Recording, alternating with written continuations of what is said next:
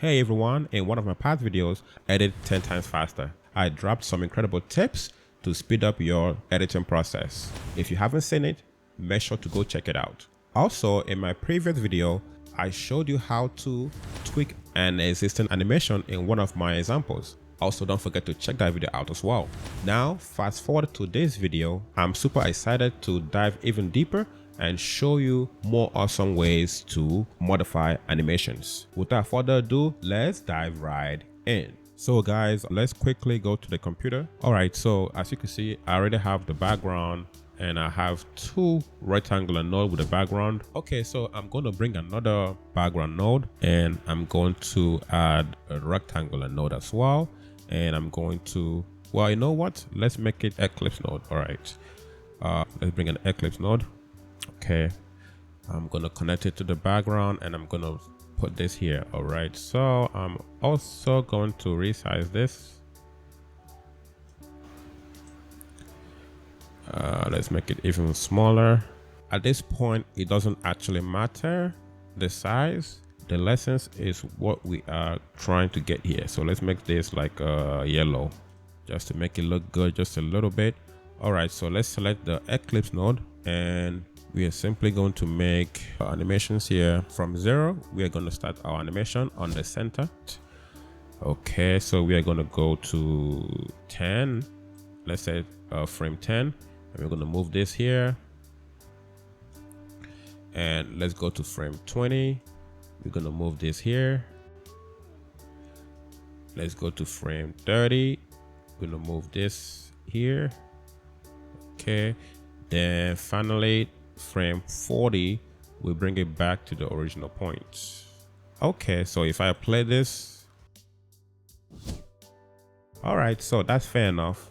The first example that I'm going to show you on how to modify animations, the spline on the right hand side. So right next to keyframes, metadata and inspector, you can see the spline there. Select the spline.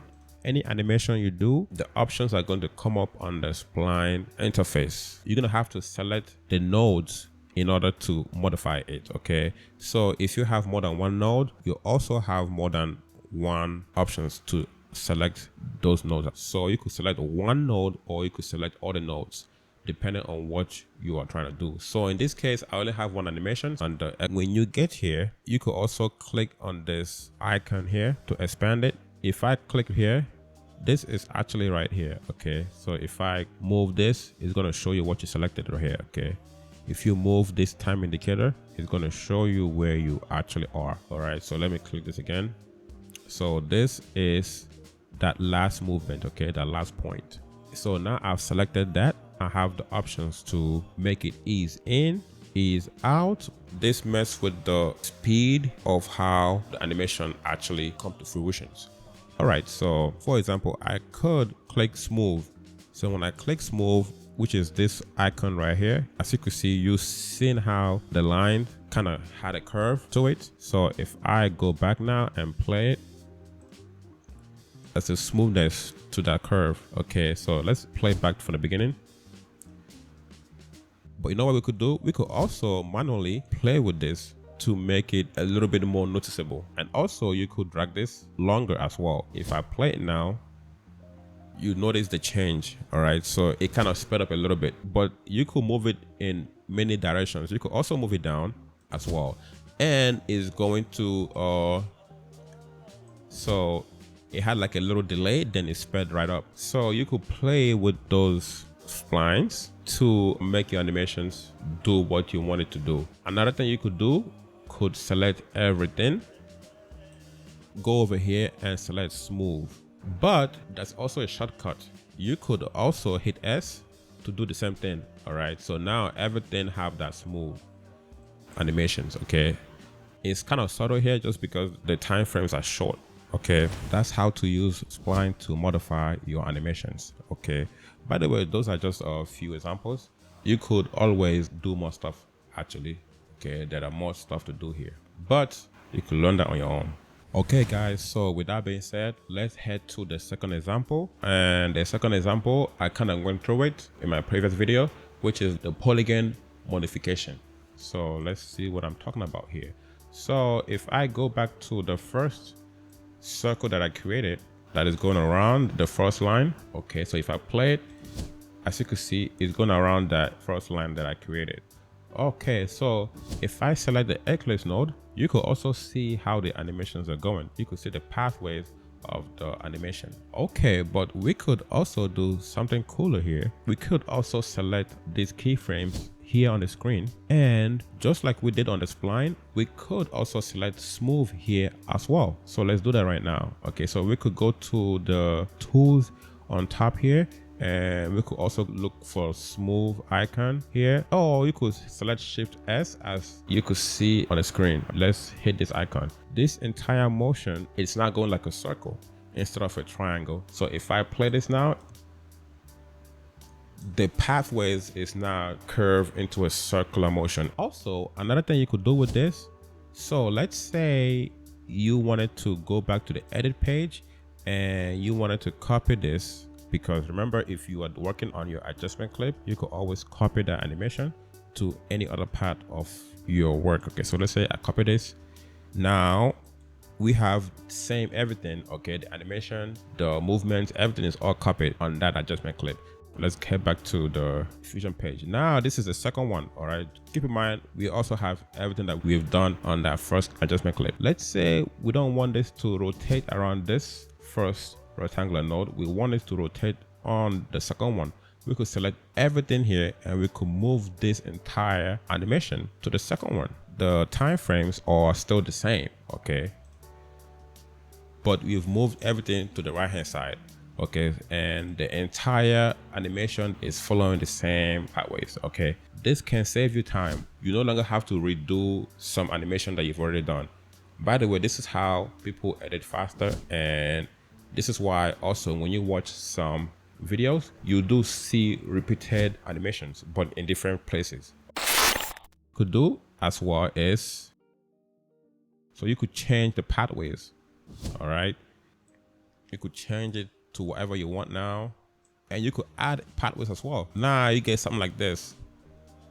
Boom. You can also go to the tools here and pick the clip append, and you could also add as well.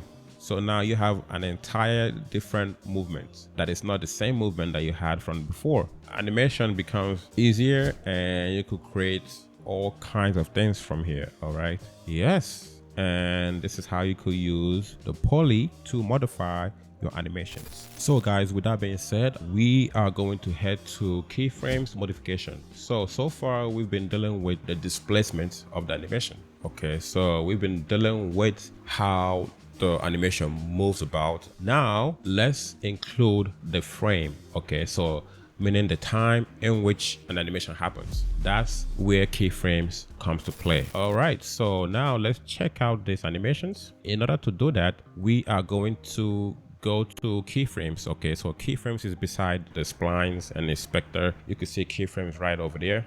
Select keyframes, and now you can see the keyframes. So the keyframes indicate the time in which the animation is happening. We can manipulate the keyframe so we could stretch out the animation, and we could change the animation in a different time. So let's do that right now. So for example, let's select the keyframe so that way you could easily keep up with what I'm doing. So let's select the eclipse. Okay, now let's select keyframes. So you could see the motion, right? When you look at the keyframes, right now, you could see that the keyframe is starting from 0 to well, it was 10. So I've already moved it a little bit. Actually, I've explained it before and my computer shut down, so I'm kind of explaining it again. You know what, let's move this back to where it was. So this is from 0 to 10 to 20. This is supposed to be 20. You could see the keyframes, okay, happen 10, 20, 30, 40 approximately. Let's say we want the animation to start at frame 50 instead of to start at frame 0. Okay, so we could do that. All right, so initially your keyframe isn't going to look like this. You could select each keyframes.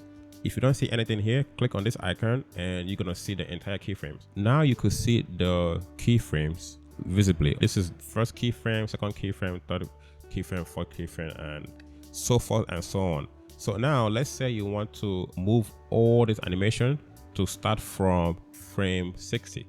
You could do so easily by selecting the eclipse. Okay, so the eclipse is written. You could see that at the left hand side, that's the eclipse. So you could select the entire keyframe and move it to frame 60. It's as easy as that. So now when you play it, it doesn't start until it hit frame 60. But that's not all you could do. You could also select part of the animations as well. So let's say you want from frame 0 to 10 to last a little bit longer than the rest of the animation. You can also select the other keyframes from keyframe 10, 20, 30, 40 approximately, and you can move those alone. Okay, so let's exaggerate the movements. So now the first movements is way slower than the other movements. Also, when you click on this icon, this is to stretch your animation. So now you could stretch the entire animation instead of part of it. Okay, so this icon is going to help you stretch the entire animation equally. So this is how you could, let's say you get a beat and you want the beat to align with your animation. This is how you could easily do it. For example, I have two animations here. I also have my text here. So as you can see, my test animation started somewhere around here and ended here. So let's say you want to align those entire movements to start at the same time and end at the same time. You could easily do that here. So you could start at 0 and you could select the ending keyframe and you could stretch this to the same keyframe at 40. So now they're both aligned at starting and ending. So if I start from the beginning, boom, boom. Okay, so they both started at the same time and ended at the same time. It's as easy as that. That's how you could use keyframes to modify your animations. And there you go. Those are the 3 examples of how you could modify your animations. So if you've noticed, that's a common theme from this video to my last 2 previous videos. The common theme is you could work efficiently, all right, which is what I always try to do. And also, this started from the video that I did, edit 10x faster. Okay, so make sure to check out that video. Also check out my multi-poly videos and check out the Polygon video. I also have this video explaining how we could modify our animations. So if you check them all out and watch them, you could learn how to edit much more faster and efficient. All right, yeah, so that's what I do. And the more I edit, by the way, the more I find ways to edit faster. Okay, and I'm trying to give you guys the tips to edit much more faster. So with that being said, guys, if you enjoyed this video, don't forget to give it a like, and if you want to learn more, don't forget to subscribe, and I will catch you on the next video. Peace.